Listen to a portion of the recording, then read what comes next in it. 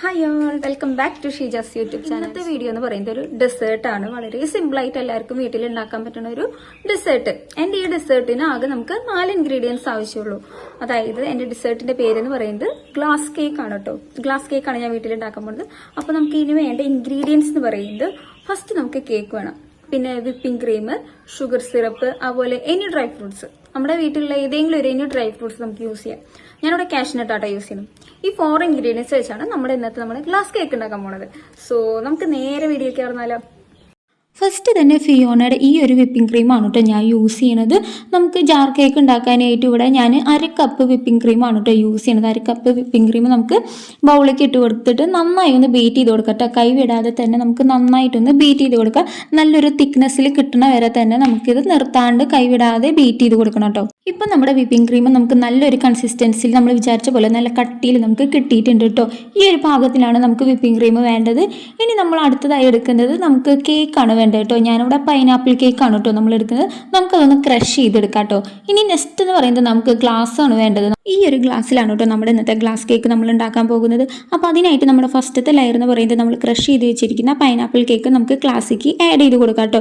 നല്ല കട്ടിയിൽ തന്നെ നമുക്ക് മുഴുവനായിട്ടൊന്ന് ഫില്ല് ചെയ്ത് കൊടുക്കാം കേട്ടോ. നെക്സ്റ്റത്തെ ലെയർ എന്ന് പറയുന്നത് നമ്മൾ ഷുഗർ സിറപ്പാണ് കേട്ടോ ആഡ് ചെയ്യുന്നത്. നമുക്ക് മുഴുവനായിട്ട് ആ ഒരു കേക്ക് കവർ ചെയ്യുന്ന രീതിയിൽ ഷുഗർ സിറപ്പ് ആഡ് ചെയ്ത് കൊടുക്കാം കേട്ടോ. ഇനി നമ്മുടെ നെക്സ്റ്റ് ലെയർ എന്ന് പറയുന്നത് വിപ്പിംഗ് ക്രീമാണ് കേട്ടോ. നമ്മൾ ബീറ്റ് ചെയ്ത് വെച്ചിരിക്കുന്ന വിപ്പിംഗ് ക്രീം നമുക്ക് അതിലേക്ക് ആഡ് ചെയ്ത് കൊടുക്കാം. അങ്ങനെ നമ്മുടെ ഗ്ലാസ് കേക്കിൻ്റെ ഫസ്റ്റ് ലെയർ കംപ്ലീറ്റ് ആയിട്ടോ. ഈ ഒരു സെയിം പ്രോസസ്സിങ് തന്നെയാട്ടോ നമ്മൾ വീണ്ടും റിപ്പീറ്റ് ചെയ്ത് കൊടുക്കുന്നത്. നമുക്ക് വീണ്ടും ഇതിലേക്ക് നമ്മൾ ക്രഷ് ചെയ്ത് വെച്ചിരിക്കുന്ന പൈനാപ്പിൾ കേക്ക് ആഡ് ചെയ്ത് കൊടുക്കാം. അതുപോലെ തന്നെ ഷുഗർ സിറപ്പ് ആഡ് ചെയ്ത് കൊടുക്കാം. വീണ്ടും നമുക്ക് വിപ്പിംഗ് ക്രീം ആഡ് ചെയ്ത് കൊടുക്കാം.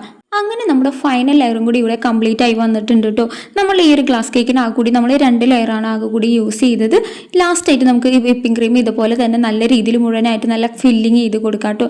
ഡെക്കറേഷന് വേണ്ടി നമ്മുടെ ഈ ഒരു വിപ്പിംഗ് ക്രീമിൻ്റെ മുകളിലേക്ക് നമുക്ക് ചെറുതായിട്ട് ഒന്ന് നമ്മൾ പൊടിച്ച് വെച്ചിരിക്കുന്ന പൈനാപ്പിൾ കേക്ക് ഒന്ന് വിതറിയിട്ട് കൊടുക്കാം കേട്ടോ. അതുപോലെ തന്നെ നമ്മളിവിടെ നിങ്ങൾക്ക് ഇഷ്ടമുള്ള ഡ്രൈ ഫ്രൂട്ട്സ് യൂസ് ചെയ്യാം കേട്ടോ. ഞാൻ ഇവിടെ കാഷ്നട്ട് ആട്ടോ യൂസ് ചെയ്യുന്നത്. നമുക്ക് കാഷ്നട്ട് ചെറുതായിട്ടൊന്ന് നുറുക്കിയത് നമുക്ക് ഇതിന് മുകളിൽ ഡെക്കറേറ്റ് ചെയ്യാൻ വേണ്ടിയിട്ടൊന്ന് ഇട്ട് കൊടുക്കാം. അങ്ങനെ നമ്മുടെ 2 ലെയർ ആയിട്ടുള്ള ഗ്ലാസ് കേക്ക് ഇവിടെ റെഡി ആയി വന്നിട്ടുണ്ട് കേട്ടോ. വളരെ സിമ്പിളായിട്ട് എല്ലാവർക്കും പെട്ടെന്ന് തന്നെ വീട്ടിൽ ഉണ്ടാക്കാൻ പറ്റുന്ന ഒരു ഡെസേർട്ടാണ് കേട്ടോ നമ്മുടെ ഇത്. നമ്മുടെ ഈ ഒരു ഡെസേർട്ടിന് നമുക്ക് ആകെ കൂടി 4 ഇൻഗ്രീഡിയൻസ് ആവശ്യമായി വന്നുള്ളൂ. എല്ലാവരും എന്തായാലും മസ്റ്റായിട്ട് ഒരു വട്ടമെങ്കിലും എന്തായാലും വീട്ടിലൊന്ന് ട്രൈ ചെയ്ത് നോക്കാം കേട്ടോ. ഇനി നെക്സ്റ്റ് സ്റ്റെപ്പ് എന്ന് പറയുന്നത് നമ്മൾ ഈ റെഡിയാക്കി വെച്ചിരിക്കുന്ന നമ്മുടെ പൈനാപ്പിൾ ഗ്ലാസ് കേക്ക് നമുക്കൊന്ന് ടേസ്റ്റ് ചെയ്ത് നോക്കാം കേട്ടോ. അപ്പോൾ ഞാൻ ഇവിടെ ടേസ്റ്റ് ചെയ്ത് നോക്കി. നമ്മുടെ കേക്കൊക്കെ നമുക്ക് ആ ഷുഗർ സിറപ്പിൽ നന്നായി കുതിർത്തിട്ട് വന്നിട്ടുണ്ട്. അതുപോലെ ആ ക്രീമോട് കൂടി എടുക്കുമ്പോൾ ശരിക്കും നമ്മളൊരു കടയിൽ നിന്ന് ഓർഡർ ചെയ്ത ആ ഒരു ടേസ്റ്റിൽ തന്നെ നമുക്ക് നമ്മുടെ ഗ്ലാസ് കേക്ക് റെഡിയായി കിട്ടിയിട്ടുണ്ട് കേട്ടോ.